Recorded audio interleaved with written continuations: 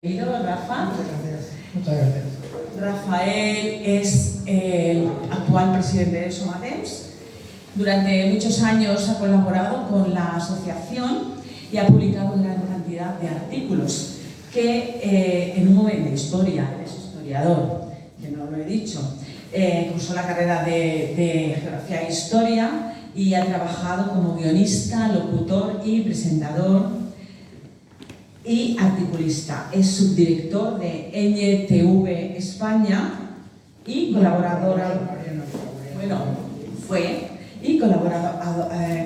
habitual del Correo de España y varias cadenas de radio y televisión. Actualmente, como presidente de Somatemps, sigue con su labor de escritura, de investigación, un gran estudioso de la historia. En 2022 vio la luz su primer libro, recopilación de artículos, Batallas olvidadas y claves ocultas de la historia de España. Todos los artículos que escribe son de una calidad insuperable, hechos con amor, como podéis comprobar en esta ocasión a través de su conferencia.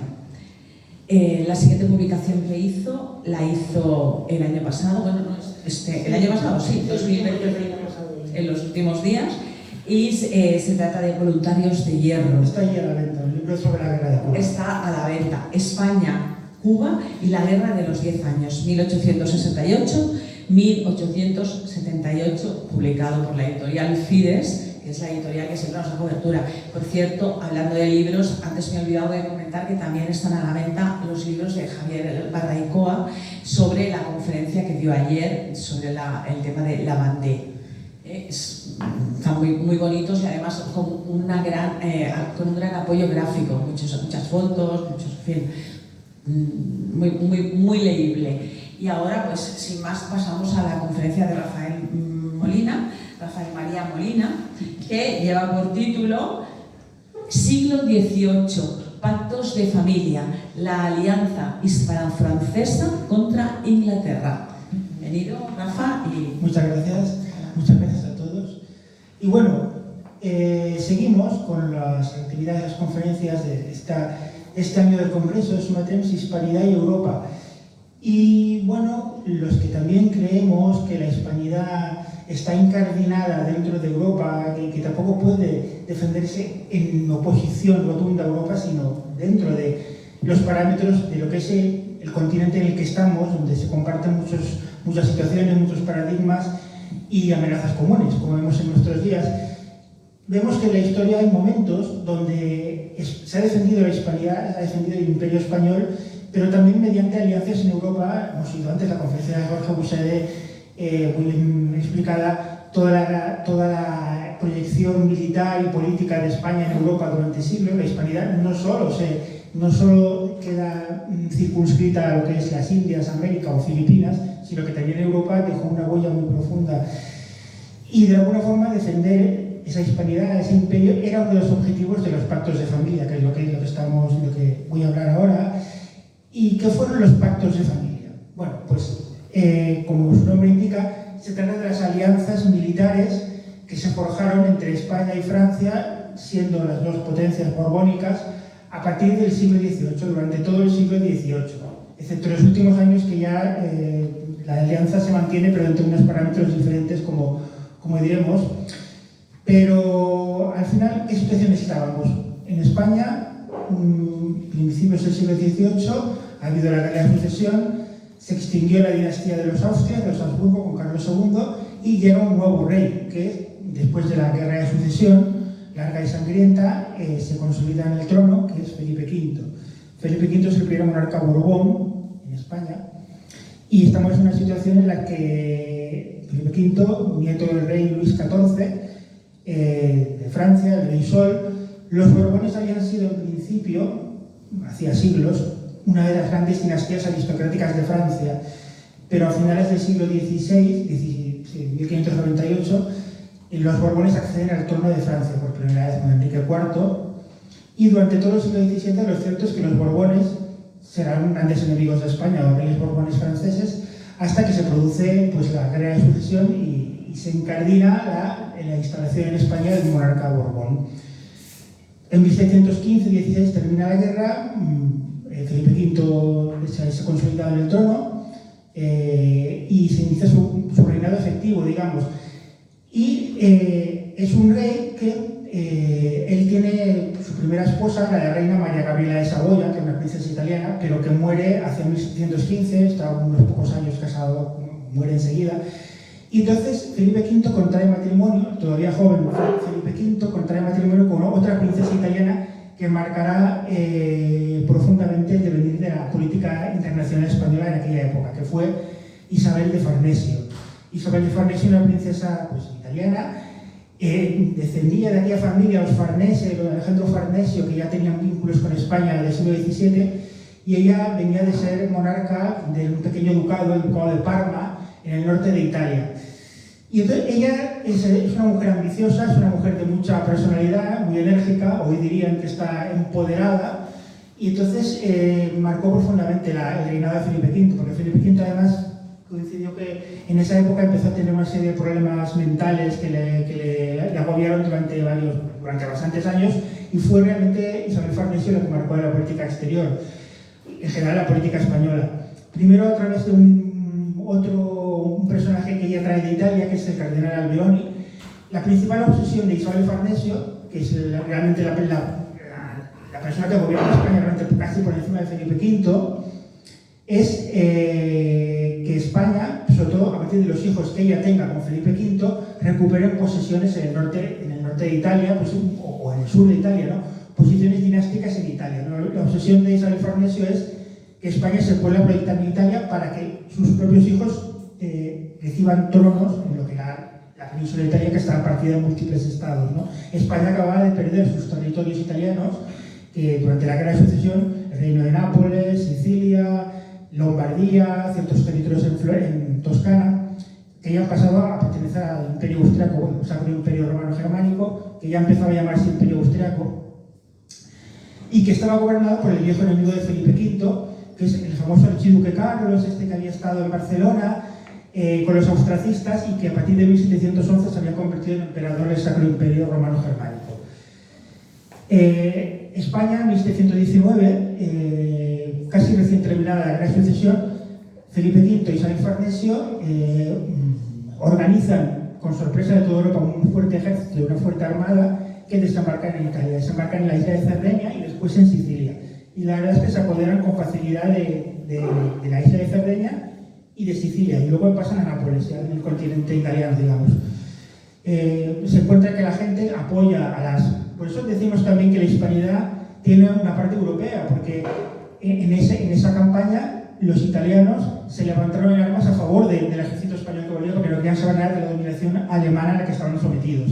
Y el ejército español derrota al austriaco y se apodera de la isla de Cerdeña, de Nápoles, y le parece que recupera sus territorios, pero se forja una alianza de todas las grandes potencias para que España no vuelva a convertirse en una potencia europea fuerte por sí sola, y lo que llaman la cuádruple alianza entre Francia, Inglaterra, Holanda, determinados estados italianos, y al final, después de esto se conoce como Guerra de la Cuádruple Alianza o Guerra de Alberoni, al final el ejército español y la marina son derrotadas.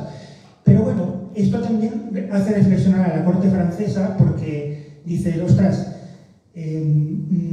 estamos equivocados con esta política si nos aliamos con Inglaterra contra España, porque Inglaterra al final es la enemiga común de Francia y de España durante el siglo XVIII, porque en Reino Unido, Gran Bretaña, Inglaterra estaba en plena apogeo, en principios mediados del siglo XVIII estaba en pleno auge industrial, militar, naval, y se había convertido después en la Guerra de Sucesión Española en la principal potencia colonial. Así que, aprovechando todas estas circunstancias, llega una nueva generación de gobernantes españoles bajo la égida de Felipe V y Isabel Farnesio, uno de los cuales será don José Patiño, un hombre muy olvidado en la historia de España, que bueno, llega a ser secretario de Estado y viene a ser como una especie de valido, lo que antes se llamaba valido, primer ministro de España, muy relacionado con Isabel Farnesio, no relacionado en mal sentido, sino que ella le protegía porque era un hombre que, bueno, de mucho talento, ¿no?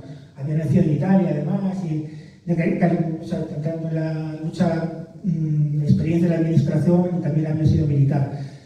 Bueno, entonces se tiene claro que España tiene que reconstruir sus fuerzas navales, militares, de nuevo, hacer reformas económicas e introducir reformas en el Imperio americano. Y además, tanto el rey Felipe V y el rey de Francia, que era Luis XV en ese momento, sobrino de Felipe V, pues ya establecen los primeros contactos para forjar una alianza, ya que los dos son potencias borbónicas y están estrechamente unidas, contra Inglaterra, porque ya ven que el poder de Inglaterra solo con España y solo con Francia no se puede contrapesar. El fruto de todo ello será el primer llamado Pacto de Familia, que se firma en noviembre de 1733. Esto se firma en el marco de lo que se conoce como Guerra de Sucesión de Polonia. El siglo XVIII está lleno de grandes guerras.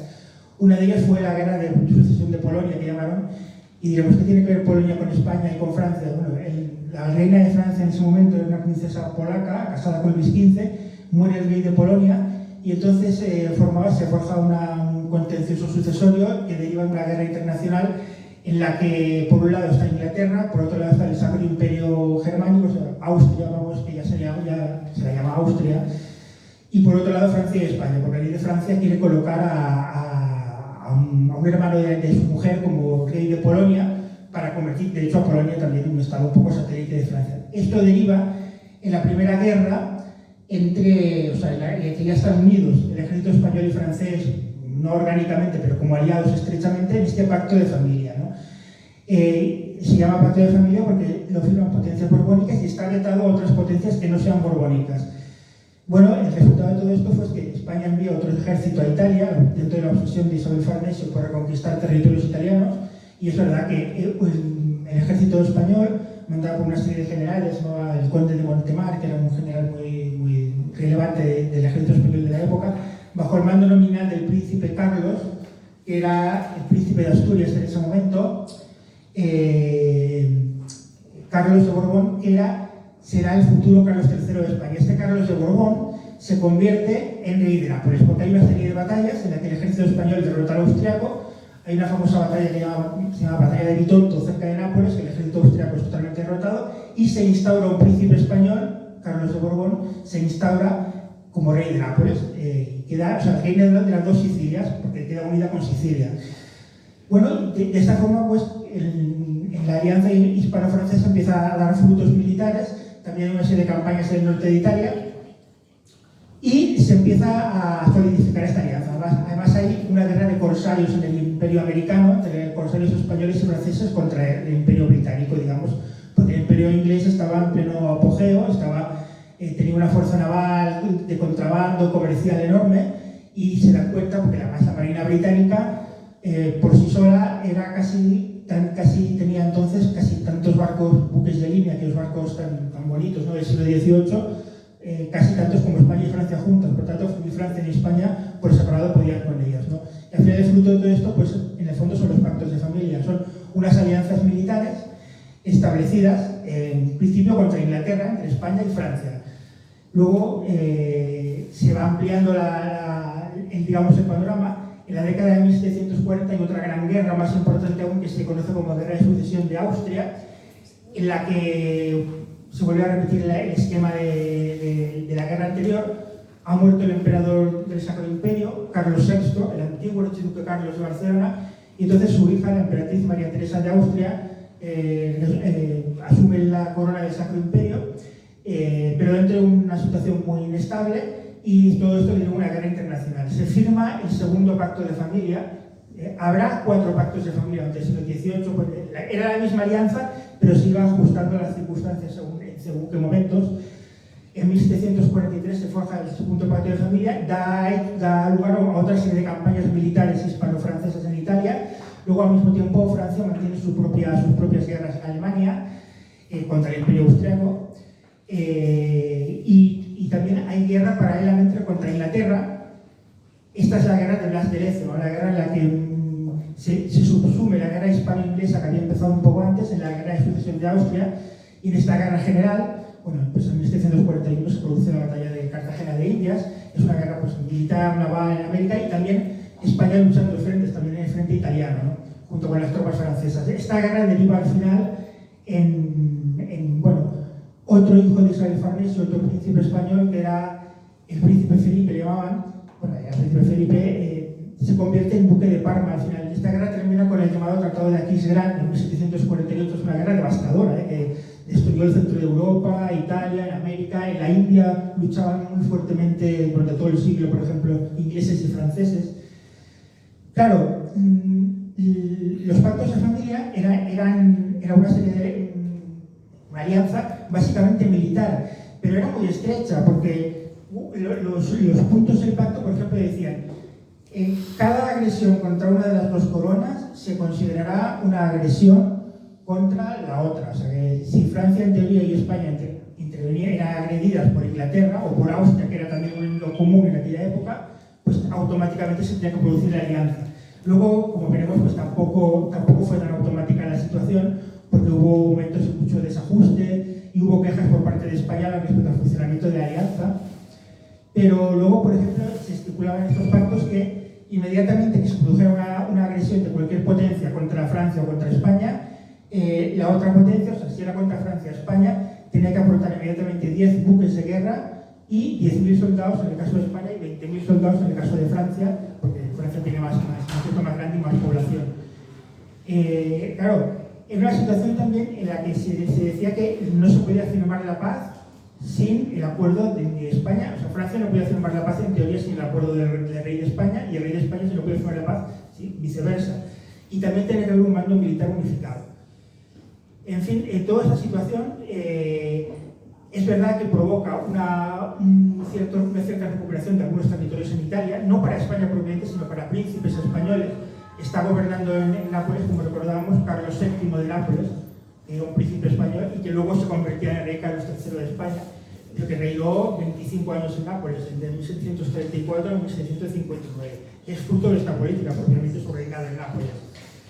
Y luego, pues, también esa huella hispánica que se seguía prolongando en el siglo XVIII en lo que era Italia, sobre todo, prácticamente. Muere Felipe V en 1746, le sucede Fernando VI. Fernando VI había sido el príncipe de Asturias, porque Fernando VI es un rey muy olvidado en la historia de España. Bueno, en 1724 se había producido, unos años antes, el efímero reinado de Luis I. Hay un momento que entre una serie de problemas mentales que tiene Felipe V y luego también una serie de intrigas en las que él espera asumir la corona de Francia, pero no lo consigue, abdica en su hijo Luis. Y Luis I se convierte en rey de España en el año 1724, pero su reinado es efímero porque muere muy pocos meses después. Es un rey muy olvidado. Pero bueno, fue rey durante 9 meses. Felipe V reasume la corona y volverá a ser rey hasta 1746. Pero él muere en ese año, ¿no? Entonces le sucede Fernando VI. Fernando VI era hijo de la primera mujer de Felipe V, María Gabriela de Saboya. Y entonces se nota eso porque, aunque también había sido italiana, su primera mujer, de Felipe V, no tenía esa ambición frenética de Isabel Farnesio por reconquistar territorios en Italia, ¿no? Por tanto, en el año 1700, esto se traduce porque al principio Fernando VI se niega a firmar un nuevo pacto de familia en 1756, porque otra gran guerra del siglo XVIII empieza en el año 1756, que es lo que se conoce como Guerra de los 7 años, ¿no? Pero que al principio solamente una guerra entre Francia e Inglaterra, una rivalidad colonial muy fuerte, con respectivos aliados. Ahí se produce una inversión de las alianzas en el centro de Europa, porque el Imperio Austriaco pasa a ser aliado de Francia, mientras que el Reino de Prusia, que es la nueva potencia emergente del norte de Europa, con Federico II de Prusia, que es un gran rey militar, un filósofo, de ideas enciclopedistas, de ideas así muy ilustradas, pero además no es un genio militar. Este hombre, Federico II de Prusia, será el gran ídolo de Hitler. Pues, él lleva a cabo su propia batalla de poder por desplazar el Imperio Austriaco en la hegemonía en el norte de Europa, en el centro de Europa, digamos. Y eso produce una inversión de las alianzas. Francia se alía con Austria, y de ahí surgirá, por ejemplo, el matrimonio de una princesa austriaca, la famosa María Antonieta, que luego acabará trágicamente. Era hija de la emperatriz María Teresa de Austria. Esto, al final, España mantiene la neutralidad en esta guerra, pero en el año 1759 muere Fernando VI, después de una serie de enfermedades. Había tenido, dicen que, una especie de Alzheimer precoz, y era un hombre que también estaba con problemas mentales, y murió en 1759. Y le sucede Carlos III, que se convertirá en Carlos III, el hombre que era rey de Nápoles hasta ese momento, vuelve a España después de muchos años, y se convierte en el rey de España, Carlos III, ¿no? Que tendrá un reinado de 30 años. Y Carlos III es muy anti-británico y es muy pro-francés. También tenía motivos personales, porque siendo rey de Nápoles, la marina inglesa había bombardeado Nápoles 2 años antes, y comparte plenamente la carrera política de su padre, porque Carlos III era hijo de Isabel Farnesio, la segunda mujer de Felipe V. Eso se traduce en que España firma el tercer pacto de familia en el 15 de agosto de 1761 entre el primer ministro español Jerónimo Grimaldi, de origen italiano. Los italianos y los españoles, como vemos, durante siglos tuvieron una historia muy incardinada, ¿no? Incluso ya después de la dinastía de los Austrias, con los Borbones. Se firma el tercer pacto de familia. En 1761 España interviene esta guerra de los 7 años llamada, pero es una mala decisión porque el Imperio Británico, como mucho que está en un momento de gran poder, derrota tanto a Francia como a España. Y bueno, en esta guerra España pierde la parte de Cuba occidental y Manila. Es como una anticipación de lo que pasó en 1898, pero luego es verdad que un cambio de poder en Gran Bretaña permitió que España recuperara esos territorios, incluso que recuperaran el Tratado de Paz, Luisiana, que era un enorme territorio de Estados Unidos, a cambio de entregar a Estados Unidos un intercambio colonial, Florida y lo que se llamaba entonces Florida Occidental, que es el estado de Alabama actualmente, ¿no? Total. Después hay unos ajustes territoriales, pero el bando hispano-francés es derrotado claramente en esta guerra. Ahí ya vemos los desajustes del pacto de familia, porque aunque es verdad que sin el pacto de familia probablemente no hubiera habido príncipes españoles recuperando territorios en Italia, y es verdad que posiblemente el resultado de la guerra naval, ya con el Blas de Lezo, hubiera sido peor para España sin la ayuda de Francia, pero se producen desajustes porque unos años más tarde se producirá una grave crisis, por ejemplo, en las Islas Malvinas, las famosas Islas Malvinas, donde hubo una guerra entre Argentina e Inglaterra célebre, en los años 80, y claro, por ejemplo, estas islas sabéis que son estas islas que están a 600 kilómetros al sur del continente, lo que es hoy Argentina, y lo que era el virreinato del Río de la Plata, estaban deshabitadas, aunque en teoría pertenecían a la corona española. Los ingleses la ocupan y entonces el virrey de Río de la Plata, el rey Bucareli, echa a los ingleses en una expedición de allí, pero Inglaterra amenaza con declarar la guerra a España. Entonces España invoca el pacto de familia, pero el rey de Francia, Luis XVI, ya ve que Francia no está preparada para intervenir en la guerra, y entonces ahí queda un resentimiento por el rey Carlos III, porque España al final se tiene que retirar de las Malvinas, aunque se llega a un acuerdo con Londres para que las islas queden neutralizadas. Por tanto, que no haya gente aquí, digamos, viviendo. Pero es verdad que el pacto tenía sus desajustes, pero, por ejemplo, los historiadores franceses se quejan hoy en día. Ha sido muy común en la historiografía española, ha sido muy común que decir que los pactos de familia siempre benefician a Francia, que Francia hacía la paz sin contar con España, y que que los intereses españoles se subordinaban a los franceses. Los historiadores franceses han dicho lo contrario muchas veces, que en realidad, por ejemplo, que en los pactos de familia obtuvo más ventajas España que Francia, por ejemplo, en territorios en Italia o en las negociaciones coloniales con Inglaterra. En fin, no es una cuestión que esté tan clara. Hay un historiador famoso francés que escribió sobre el tema en los últimos años, hace unas pocas décadas, se llama Michel Antoine, que dice en sus obras que los pactos de familia ni beneficiaron ni perjudicaron ni a España ni a Francia, sino que era una opción lógica, ya que ninguna potencia por sí sola podía hacer frente a Inglaterra. En esa época Inglaterra tenía casi 200 navíos de línea, y entre España y Francia superaban a Inglaterra por poco, pero tenían que juntarse las dos. Luego es verdad que la última gran guerra del siglo XVIII, propiamente antes de la Revolución Francesa, es la Guerra de Independencia de Estados Unidos, de la que ahora se ha cumplido 150 años, en la que ahí se invierten los papeles en el sentido de que se liberan las colonias norteamericanas de Gran Bretaña, y eso es una guerra colonial. Pero Francia interviene inmediatamente para ayudar a las colonias norteamericanas, también por interés de recuperar una serie de islas y de territorios en la India que había perdido respecto a Inglaterra en la guerra anterior. Por ejemplo, el Canadá francés, lo que es Quebec, que le fue arrebatado por los ingleses en la guerra de los 7 años.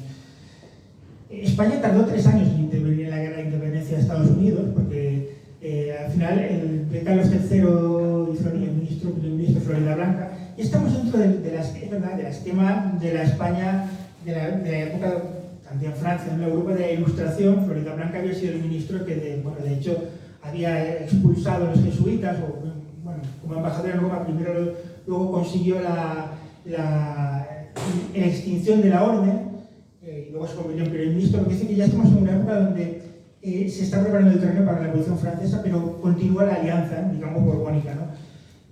Vemos que una de las cláusulas del tercer pacto de familia ya había sido que España no estaba obligada a participar en las guerras de Francia que tuvieron como consecuencia, es una ventaja para España, que vinieron como consecuencia del Tratado de Westfalia. Es decir, que España no tenía que intervenir en las guerras, no estaba forzada a intervenir en las guerras que mantenía Francia en Alemania, sobre todo las guerras contra el rey de Prusia. El rey de Prusia, como os mencionaba antes, Federico II de Prusia, que era un gran militar en una serie de guerras de la época, sobre todo la guerra de los 7 años, derrota al Imperio Austriaco, derrota a Rusia y derrota a Francia, los derrota a todos. Pero España, curiosamente, mantenía buenas relaciones, el rey Carlos III con Federico II de Prusia. Por lo tanto, es una alianza que no deja de ser un poco disfuncional, la alianza borbónica, pero bueno, de alguna forma permitió, fue positiva en el sentido de estratégico, porque permitía establecer un equilibrio estratégico con Gran Bretaña, que pues, si no, cuyo poder hubiera sido omnímodo, ¿no? Porque estaba Inglaterra en un momento de gran fuerza, ¿no? Por eso, en el fondo, estos pactos de familia borbónicos es otro momento de la historia de España donde a España y a la hispanidad se la ha defendido también mediante una política europea activa, ¿no? Y eso es interesante recordarlo. En 1779, como decíamos antes, se conoce, como cuarto pacto de familia, aunque formalmente no se llamó así, sino el Tratado de Aranjuez, lo que fue la nueva alianza con Francia para entrar en la guerra de independencia de Estados Unidos a favor de Estados Unidos, que estaban forjándose en ese momento. Es verdad que España en los años anteriores ya había, de forma clandestina más o menos, de forma no oficial, había ayudado mucho económicamente, militarmente y logísticamente a los rebeldes norteamericanos, de George Washington, a través sobre todo del gobernador de Luisiana, Bernardo de Gálvez. Pero ya la guerra se hace oficial, ¿no? Bueno, es verdad que los historiadores reconocen, los mejores historiadores de hoy en día, que la participación de España fue decisiva para que Estados Unidos consiguiera su independencia, porque obligó a Gran Bretaña, convirtió esa guerra en guerra mundial definitivamente, y obligó a Gran Bretaña a expresar todas sus tropas y sus navíos. Al final, las batallas más sangrientas de la guerra de independencia de Estados Unidos fueron el asedio de Gibraltar, más básicamente, porque fueron unas batallas enormes en las que España no consiguió finalmente recuperar Gibraltar, pero la guerra se había convertido en guerra mundial y eso distraía los recursos ingleses. Al final, esta guerra termina en el año 1683, Tratado de Versalles. España recupera una serie de territorios en Norteamérica, recupera Florida Occidental, una serie de territorios en Nicaragua disputados contra los ingleses. También se expulsa a los ingleses de algunas zonas de Centroamérica y se recupera la isla de Menorca también, que estaba ocupada por los ingleses desde la época de Gibraltar, desde 1704. Pero es verdad que no se consigue el objetivo de recuperar Gibraltar. Pero al final, la gran lección de todo esto es que este siglo XVIII ilustrado, que cada vez más, con más influencia masónica de los reyes como Javier Barracoa, los propios reyes borbones sin darse cuenta, especialmente en Francia, se juntaba con el hecho del enorme costo de las guerras que mantenía Francia, coloniales, y al final esto derivó en la Revolución Francesa, porque la Revolución Francesa se inició con la convocatoria de los Estados Generales. Los Estados Generales era como un parlamento extraordinario de Francia y se convocó oficialmente, el rey Luis XVI lo convoca para debatir una serie de impuestos nuevos, porque la situación económica de Francia era crítica, la deuda era enorme debido a todas estas guerras, ¿no? Y al final todo esto deriva de la Revolución Francesa. Y es interesante recordar que ya muerto en España Carlos III, el sucesor de Carlos IV, la Revolución Francesa al final acabará siendo funesta, lo es en general en muchos ámbitos, pero será funesta especialmente para España, porque es la Revolución Francesa la que termina con el Imperio Español, porque la Revolución Francesa, el nuevo régimen, después de todo el desorden, la disputa revolucionaria, es verdad que Inglaterra sigue con su enemistad secular con Francia en aquella época, y el rey Carlos IV, al final, después del intento infructuoso de España de recuperar el Rosellón, los catalanes, como decíamos, el rey Carlos IV, ya el nuevo primer ministro Manuel Godoy intenta reactivar la política de los pactos de familia, pero con el nuevo gobierno revolucionario francés, lo cual no deja de ser un contrasentido enorme, ¿no? Y la lección de todo esto es que con el gobierno revolucionario francés se mostró mucho más tiránico con España que los reyes borbones franceses, ¿no? Porque la nueva alianza que se forjó en el Tratado de San Ildefonso de 1796 fue totalmente desastroso para España, que tuvo que entregar a Francia forzada por el gobierno revolucionario 23 buques de guerra para la guerra contra Inglaterra, y al final todo esto tendrá consecuencias militares y económicas desastrosas. Y no podemos olvidar que la conclusión final de la Revolución Francesa es el surgimiento de Napoleón. Napoleón en principio era un general francés, un general del gobierno revolucionario francés, que al final toma el poder mediante un golpe de Estado, se convierte al líder del llamado directorio del gobierno revolucionario francés y finalmente acaba convirtiéndose en emperador, ¿no? Y un poco para unir a los franceses en todo, después de tantas tremendas guerras civiles entre ellos, como la Vendée, como vimos y todo, pues se lanza una serie de guerras exteriores también para difundir las ideas de la Revolución Francesa por toda Europa, ¿no? Y al final la invasión francesa de España provocará la sublevación del Imperio Español, ¿no? Al final la Revolución Francesa fue más funesta para España que para Francia, dentro de que también fue funesta para Francia, obviamente. Pero bueno, al final todo esto, lo interesante para mí de la historia de los pactos de familia es que, en mi opinión, en el marco de lo que es el antiguo régimen, se demostró, dentro de que con todas las salvedades, que ya el antiguo régimen está cada vez más decrépito, más penetrado por las ideas masónicas e ilustradas que derivan de la Revolución Francesa, pero España fue capaz de implementar una política europea activa que beneficiaba fundamentalmente también, gracias a lo cual también los intereses españoles quedaron salvaguardados en buena parte, porque sin las alianzas con Francia probablemente el resultado de muchas guerras y de hecho hubiera sido peor para España, ¿no? Por lo tanto, tampoco creo que haya que satanizar una política europea activa, porque siempre que sea, lógicamente, como decía Jorge, con élites buenas, ¿no? Porque se demuestra en la historia cómo con cierta ambición y con cierta capacidad de negociación y capacidad militar, y pues una política europea puede estar muy eficaz para defender los intereses de España, que en esta época, en el siglo XVIII, eran básicamente los intereses del Imperio Americano, aunque vimos también cómo príncipes españoles se asentaron en entornos de territorios italianos de la época. Bueno, es una historia interesante, poco conocida por el gran público, los pactos de familia, ¿no? La alianza borbónica, que en principio estaban vetados a reyes y a estados que no fueran de los Borbones. Por eso solo formaron parte de ellos España, Francia y los territorios italianos gobernados por Borbones, que eran el Ducado de Parma, el Ducado de Piacenza, el Guastaglia, que son territorios en el norte de Italia, junto con el reino de las dos Sicilias, ¿no? Todo esto, al final del siglo XIX, la unificación italiana acabará barriendo a todos estos príncipes borbónicos italianos, aunque es verdad que en Nápoles ha quedado una fuerte nostalgia, ¿no? por los reyes borbones que tenían. No sé si alguien tiene alguna pregunta o algo por este tipo.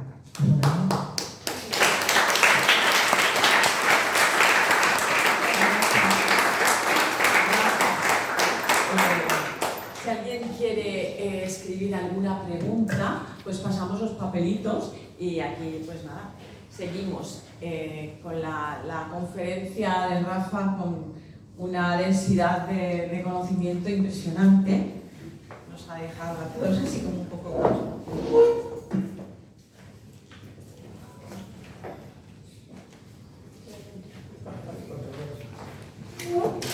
Yo quiero hacerte una pregunta, pero me la dejo para después. Sí, podría extenderme más, pero yo creo que... Ha quedado muy claro. No sé si ha sido farragosa o no la explicación, pero bueno, son hechos, aunque sean prolijos, son interesantes. Son muy interesantes porque explican un poco lo que es, o sea, la historia contemporánea actual que estamos viviendo hoy día, se fragua ahí, ¿no? Con la caída del Imperio Español, con un montón de coyuntura que posteriormente pues, tuvo que soportar, ¿no? La independencia de los Estados Unidos, las invasiones de toda Hispanoamérica, en fin, la decadencia de España. Dice, ¿puede explicar un poco más la ayuda de España a las colonias rebeldes y de Estados Unidos? Sí, bueno, la política de alianza informal con las colonias de Estados Unidos rebeldes ya empieza de España. La de Francia ya inmediatamente entró en guerra en su favor, porque al final Francia y España borbónicas de aquella época lo que querían era la revancha, de alguna manera, de la guerra anterior, la guerra de los 7 años donde Gran Bretaña había sido la clara vencedora. Y lo que intenta Francia y España es recuperar territorios y debilitar a Gran Bretaña. Es verdad que España en este tema tenía que andar con mucho más cuidado que Francia, porque España tenía un imperio colonial, aunque es verdad que no eran colonias realmente, ¿no? Pero tenía un imperio ultramarino mucho más grande que el de Francia. Por lo tanto, España, a diferencia de Francia, no reconoció oficialmente durante varios años, a pesar de que las ayudaba, no reconoció oficialmente la independencia de Estados Unidos, porque pensaba que los reyes, hay libros sobre esto muy interesantes publicados, como el propio Florida Blanca, que era el primer ministro español de la época virtual, en cartas a Carlos III, le dice, muy probablemente le dice esto, dice, no reconozcamos oficialmente esta independencia porque el precedente que podemos observar en nuestro propio imperio es peligroso. Pero es verdad que se impuso la ambición del objetivo de la revancha contra Gran Bretaña. Por eso España, informalmente, ya desde 1776, la independencia pues, tiene lugar, va a ser 250 años de la declaración famosa de independencia, 4 de julio, en Filadelfia, de Estados Unidos, estos mismos días, van a hacer grandes fiestas, pues, pero empezó una vida informal, pero que era informal, no oficial, ¿no? El gobernador de Luisiana, que era Bernardo de Gálvez, famoso militar español, muy vinculado con José de Gálvez, que era como ministro de ultramar español, un ministro muy poderoso, pero que Bernardo por sí mismo era un gran militar, pues envió una gran cantidad de ayuda económica, envió gran cantidad de armamento a George Washington. De hecho, esto que llaman en algunas películas americanas, ¿no? Que was a barbarian force, dicen, ¿no? Que fue como una especie de una campaña que mantuvieron los rebeldes norteamericanos muy dura, que estaban digamos, en el este de Estados Unidos, lo que es el este de Estados Unidos, que pasaron un frío espantoso porque el ejército rebelde estaba muy debilitado, pues se mantuvieron en pie durante esos meses decisivos gracias al armamento y la ayuda económica española, e incluso dicen, a los uniformes y a las mantas que les proporcionaron Bernardo de Gálvez, ayuda española, aunque fuese informal, ¿no? Esto lo reconoció el propio, hay libros donde viene, ¿no? El propio George Washington, en cartas a Carlos III, reconocía la ayuda importantísima de España, ¿no? Luego ya se da un paso mucho más importante cuando se firma este nuevo pacto de familia en 1779, que viene a ser el cuarto del siglo, con el que España entra oficialmente en guerra. Esto ya es un paso muy importante porque significa que España empieza, primero lanza ataques contra aquí mismo, en la península, bueno, muy cerca, la isla de Menorca, para recuperarla, lanza ataques contra territorios británicos en Centroamérica y contra Florida, ¿no? Que está en posesión de los británicos. Y ya es una ofensiva militar importante que obliga a Inglaterra a distraer sus fuerzas, ¿no? Bernardo de Gálvez ya conquista las famosas en Pensacola, la batalla más importante, un asedio, que era una ciudad, una base militar en Florida muy importante, después de una batalla, la conquista a los ingleses y luego también reconquistará lo que entonces se conocía como, de eso deriva la reconquista española de Florida, lo que es el estado de Florida actualmente, y Florida occidental, que es lo que dice el estado de Alabama, que se recupera a los ingleses, ¿no? Y luego también se establece dentro de la península el asedio de Gibraltar, que será una campaña costosísima, tanto para España como para Inglaterra, pero que finalmente durará 3 años el asedio, pero no se conseguirá recuperar Gibraltar. Pero un montón de flotas británicas serán desviadas a Gibraltar, y con muchos soldados ingleses para defenderse del asedio español. Luego, al final, hubo también presencia francesa en el asedio, que igualmente fue infructuoso, ¿no? Al final, como han dicho algunos historiadores, la intervención española convirtió la guerra de independencia de Estados Unidos en guerra mundial. Se acabó combatiendo en África, se acabó combatiendo en las Antillas, hubo batallas navales entre la marina francesa, la inglesa, en los territorios de la India. Y al final es verdad que el balance para España, bueno, Estados Unidos se consiguió independizar, pero el balance para España fue relativamente positivo, porque se consiguieron todos los objetivos territoriales en América, pero es verdad que no se consiguió el más importante de todos los objetivos, que era Gibraltar. Yo quería preguntarte algo que no sé si tiene mucho que ver con el tema, pero a mí se me suscita la curiosidad. Igual que con respecto a España se construyó una leyenda negra, yo no sé si hay un personaje, ¿no? El personaje del pirata y del corsario.